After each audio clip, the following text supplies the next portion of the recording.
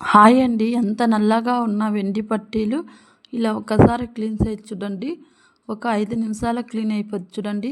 ఈ వెండి పట్టీలు అయితే ఒక 3 మంత్స్ అయితే కడగలేదు చూడండి. నల్లగా అయిపోయింది. మన బాడీలో ఎక్కువ హీట్ అయిపోతే కూడా వెండి పట్టీలు అయితే నల్లగా అయిపోతుంది. ఇది ఎలా క్లీనింగో వీడియో చూస్తాం రండి. ఇప్పుడైతే పెప్సోడెంట్ పేస్ట్ తీసుకున్నాను.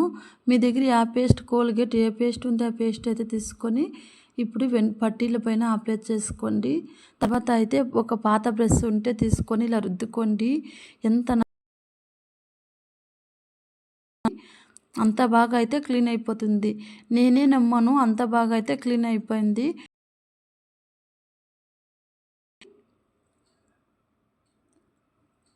చూడండి ఒక